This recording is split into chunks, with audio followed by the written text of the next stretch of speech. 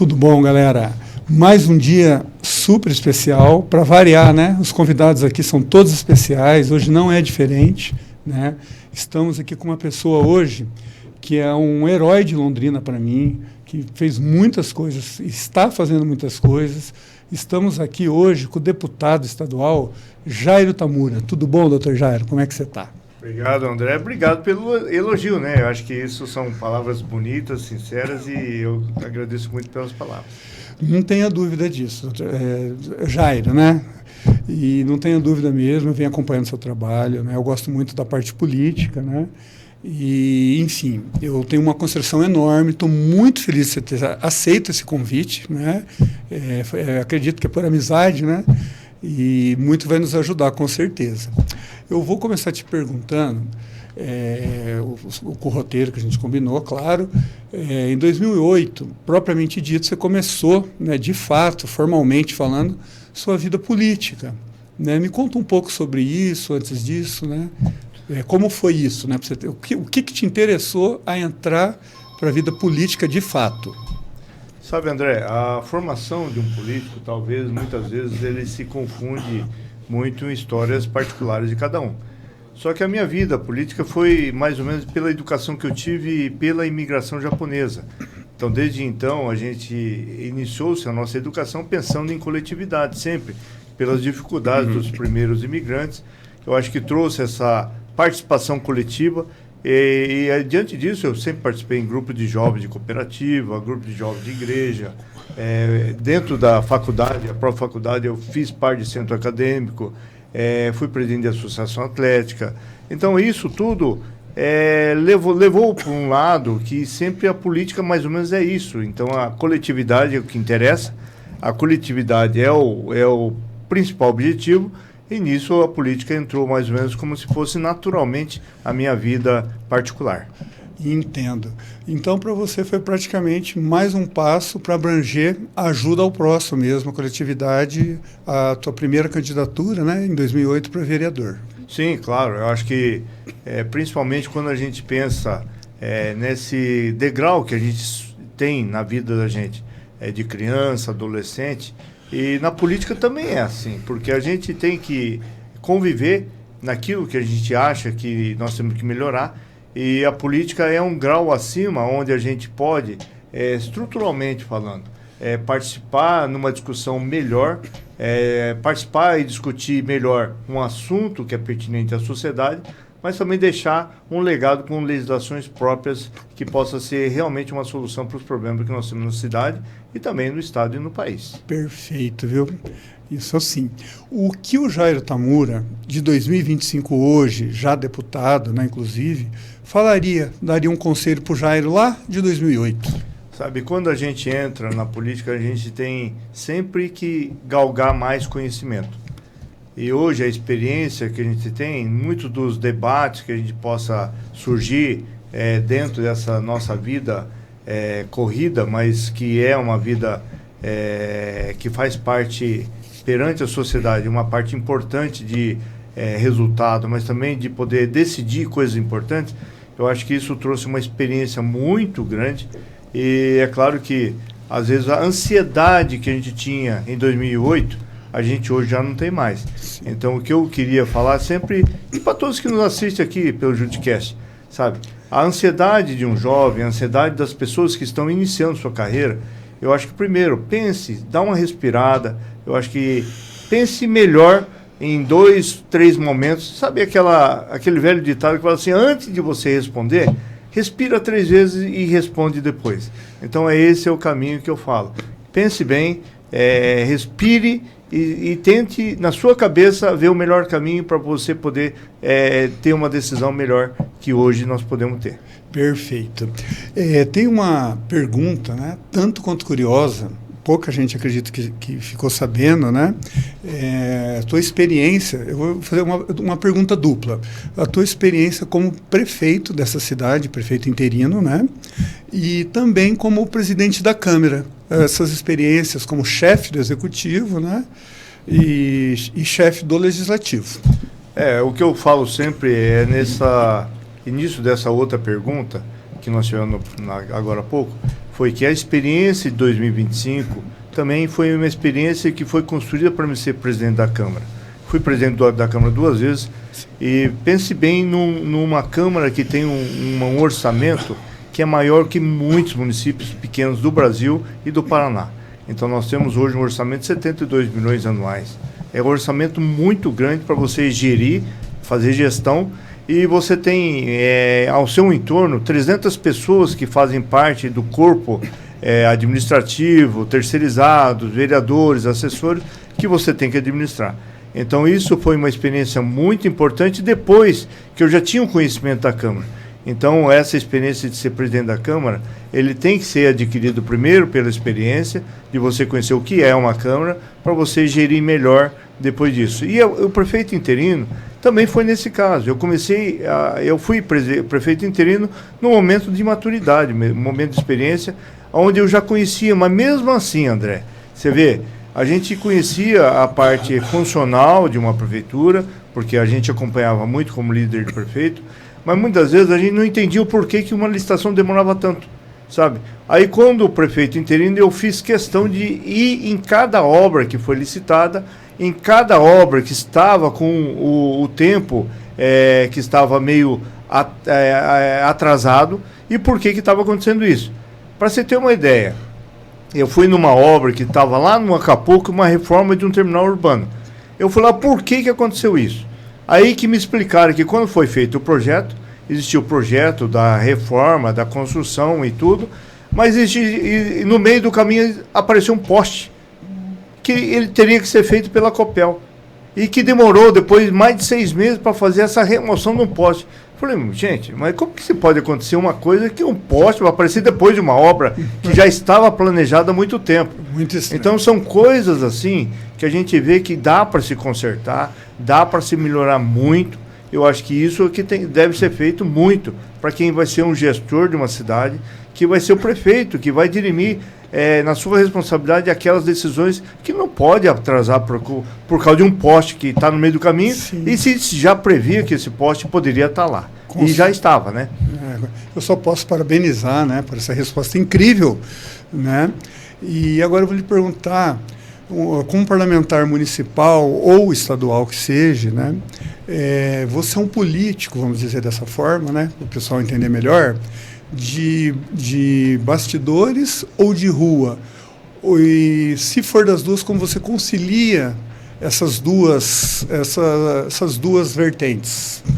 Quando você aprendeu, como eu falei na minha educação, de você participar em coletividade, muitas vezes voluntariamente, como pessoas que fazem uma diferença quando se juntam, né?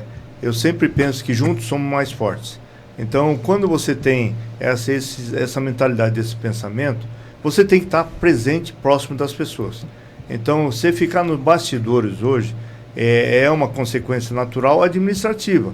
Na parte de legislação, né, você como advogado, você tem que estudar as leis, você tem que aprimorar o conhecimento para você poder fazer a melhor resposta para a sociedade, nas suas ações, na sua resposta também de alguma indagação de algum cliente seu. E na política também é assim. Eu acho que nós temos que aprender muito dentro dos bastidores, nós temos que conhecer literalmente a legislação, mas também tem que estar muito próximo da população. Eu acho que essa junção das duas coisas fazem que o político seja realmente na busca de uma perfeição, não que vai ser perfeito, mas que busque ser cada dia melhor para atender e responder à sociedade. Maravilha. Na cultura, né, você é descendente, né, Nikkei que fala? Isso. Como que você vê o movimento Nikkei no estado do Paraná e qual a sua colaboração em virtude disso? Sabe, nós vemos de uma tradição, de uma cultura trazida pelos imigrantes. Esse ano nós estamos fazendo 130 anos do tratado comercial entre os dois povos, entre os dois países, que é o Brasil e o Japão. Você veja que nós temos um tratado comercial muito antes da própria imigração japonesa. Então a imigração veio depois e o tratado veio antes. Então isso trouxe com que a gente consiga estender essa cultura, essa tradição, de um modo que todo aquilo que o Japão fazia e faz hoje, em termos de conhecimento, ele possa ser aprimorado aqui para nós melhorarmos cada dia mais. é uma soma de esforços, uma soma de tradições, uma soma de cultura que a gente pode melhorar muito. O que nós queremos sempre é com muito respeito. Não queremos que seja a melhor forma, mas nós podemos trabalhar para que a forma pode ser melhorada, né? Então, a cultura entre o Japão e o Brasil, como descendente, isso nós podemos somar com propriamente todos os brasileiros, como eu também sou, para a gente poder realmente levar que o Brasil seja melhor, na qual meus filhos são brasileiros, eu sou brasileiro, e na qual nós queremos realmente que o Brasil seja cada dia melhor para todos. Entendi. E voltando aqui, né? Existe alguma pauta de suma importância, do seu ponto de vista, que ainda está sendo discutida no Legislativo? Eu acho que são pautas hoje, sempre que aprimora aquilo que nós temos na atualidade. Vamos pensar que hoje a agricultura, de alguns anos atrás, ele modificou muito nesse período, né? A tecnologia, nesses últimos anos, pode-se ter uma ideia que o celular mesmo, a cada ano vem uma tecnologia diferente. Cada dia que passa, aquele celular nosso, antigo, já não serve mais para a gente poder. E nós mesmos também somos assim. Então, acho que nós temos pautas importantes de atualização constante, porque o mundo está muito próximo. O mundo está presente hoje lá nos Estados Unidos, lá no Japão, e que hoje a interação e também a conectividade é muito próxima. Então nós temos que realmente conhecer melhor, e as pautas do Legislativo, ele tem que estar acompanhando também essa atualização. Eu acho que são momentos importantes de transformações, mas que hoje a transformação se passa a dia, que a gente tem que começar a discutir realmente na nossa sociedade. Maravilha. Vamos mudar um pouquinho agora o assunto. Eu vou te perguntar como é que você consegue conciliar tudo isso, a família, a rotina, a política, o teu cargo, a vida pessoal. Como que você faz seus planos, como que você arruma tempo, porque eu sei que é muito intenso, né? Para pessoas sérias que estão lá é complicado. A agenda é muito apertada, viu, André? A agenda nossa de político, se você reparar muito, acompanhando pelo nosso Instagram, vai ver que um dia eu estou fazendo uma agenda lá em Curitiba, com várias reuniões, com inaugurações, com agendas de levar um recurso para uma escola. E do outro dia eu estou fazendo em outra cidade já, andando 400 quilômetros, andando 500 quilômetros de carro, porque eu dirijo sozinho. Eu não tenho motorista, eu que dirijo, né? Eu tenho que também conciliar com a minha família. Hoje meus filhos estão criados, mas a minha esposa me acompanha muito, é uma companheira, uma parceira, e que a gente quer realmente que a gente consiga distribuir esses momentos importantes. Então eu faço questões, em alguns momentos a gente está junto, sempre almoçando com a minha família, tentando privilegiar que esse momento seja único entre nós. É claro que nem todo dia a gente consegue, mas que a gente consiga também distribuir a agenda de uma forma que a gente possa cuidar da saúde, cuidar da família e o trabalho que é desgastante, corriqueiro, mas que a gente consiga superar tudo isso com muita tranquilidade. Muitas vezes durmo muito pouco, mas a gente tem que conciliar isso para a gente poder descansar e poder ter uma saúde melhor. Parabéns novamente. O Brasil passa por um momento de polarização, né? Como você vê isso, do teu ponto de vista, né? Como deputado e como ser humano mesmo, né? Pessoalmente. A gente defende nossas ideologias, a gente defende muito a família, a gente defende muito o patriotismo e a gente defende aquilo que a gente acredita. Então é claro que os parâmetros hoje na política, eles têm algumas polarizações. Eu acho que nós temos que saber realmente conciliar, mas sempre pensando no quê? Eu acho que defesa da família é primordial, defesa daquilo que a gente acredita tem que ser realmente aquilo que vai ser o futuro que a gente quer para os nossos filhos, mas sempre pensando que, principalmente, aquilo que nós temos hoje na nossa terra, tudo aquilo que nós temos que ser grato. Sim. Tudo que nós temos, nós não podemos deixar para alguém de forma escancarada, de forma gratuita, mas que depois seja toda desorganizada. Então, isso que eu acredito, que a política tem que fazer parte para que a gente defenda sempre a família, sim, sempre as nossas futuras gerações de uma forma coerente, para que ele possa realmente ter uma consequência muito benéfica na sua vida social, na sua vida com saúde, na sua vida de educação. Eu acho que isso que a gente tem que pensar, que a polarização tem que ser para essa vertente, não que a gente pense num desvirtuamento de educação e que possa no futuro trazer muitos malefícios para as futuras gerações. Entendi. E vamos voltar para Londrina. Londrina, né? Você entende muito sobre Londrina. O que você acha que falta para Londrina melhorar? Eu acho que a população em si é uma população rica. Nós temos profissionais liberais importantes que contribuem para uma sociedade melhor. Nós temos empresários, empresas importantes que pensam realmente numa Londrina melhor. Eu acho que tudo isso é uma junção de pensamentos.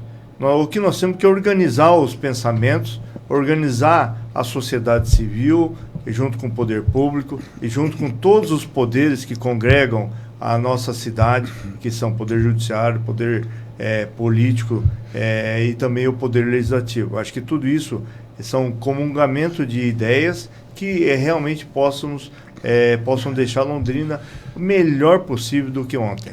Eu acho que o futuro só depende da gente pensar nas melhores ideias e nas melhores possibilidades que a gente possa fazer para a cidade de Londrina. Sim. E perante tantas demandas, né, que com certeza o Jairo, o deputado, tem, como você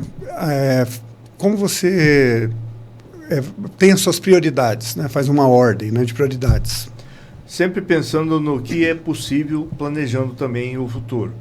Eu acho que as prioridades a gente tem que não pensar de repente naquilo que é melhor hoje.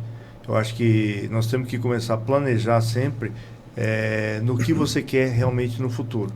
Então esse planejamento, eu penso sempre que hoje eu já tenho que pensar o que vai ser daqui o ano que vem. Eu acho que tudo isso faz com que a gente tenha uma organização melhor. E a minha vida política também foi assim. Eu não penso em ser deputado primeiro antes de conhecer o que é ser vereador. Exato. Eu não penso em ser pai sem ter uma família, em ser ter uma esposa, sem ter o como que eu vou sustentar e como que eu vou planejar o futuro deles. Então acho que tudo isso é uma forma de pensar que eu tenho, né? E que a gente consiga realmente planejar para que a gente não pense naquele resultado rápido, mas que possa estar errado. Porque a consequência ele pode ser muito grave. Então, por isso que a gente realmente tem que planejar um pouquinho mais. E isso é uma situação que eu também desejo que todos façam isso. Planejem um pouco mais antes, para que não tenha um resultado negativo muito rápido.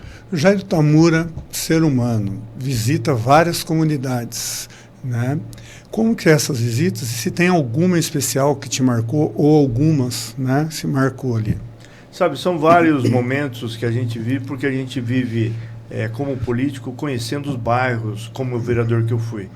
Um dia, André, eu estava andando até em vários bairros aqui e eu fui conhecer um assentamento de casas que estavam no local que a gente já estava pretendendo buscar sempre moradias que seriam destinadas a eles.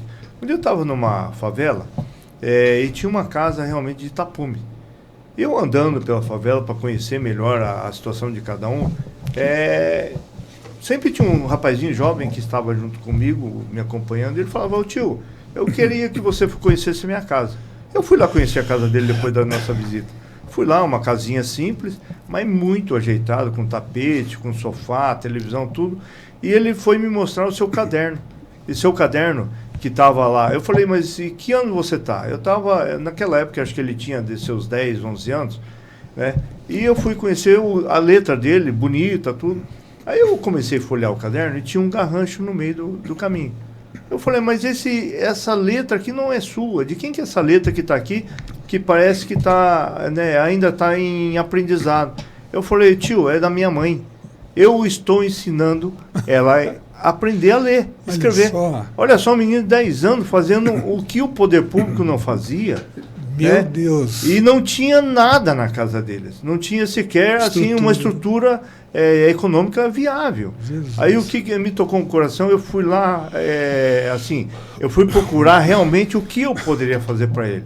Aí procurei cadernos, livros que eu poderia doar e todo o material que eu poderia deixar de legado para ele.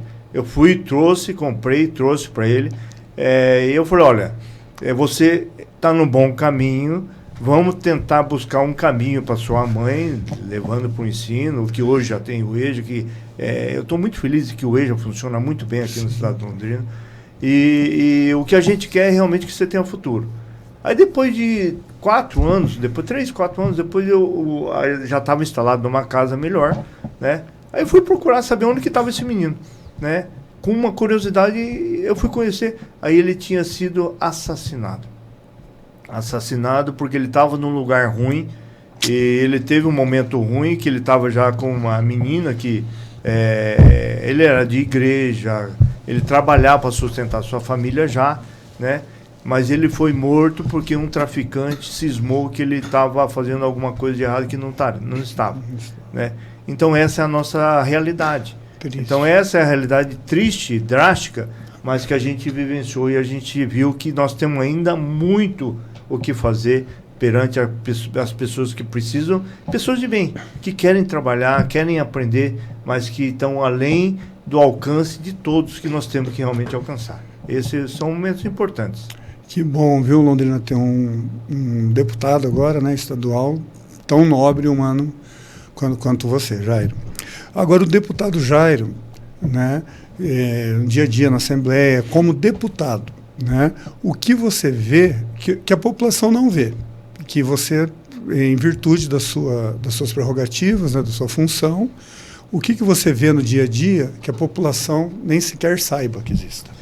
Bom, o que acontece, na diferença que eu estava como vereador aqui, que estava muito próximo da população, as pessoas me procuravam muito, ainda me procuram, ainda, mesmo sabendo que eu sou deputado, nas dificuldades do dia a dia nos seus bairros, na sua cidade. Então, o que ampliou muito foi que as cidades agora me procuram, fora Londrina. Então, todos que têm dificuldade nas suas cidades menores, próximas de Londrina, também me procuram. E quando a gente tem essa percepção que a gente pode aumentar o alcance também ajudando as cidades menores, a gente vê que a proporção é muito maior do que a gente imaginava. O nosso tempo ficou mais curto para atender a todos e a distância ficou mais longa para a gente poder atender a todos.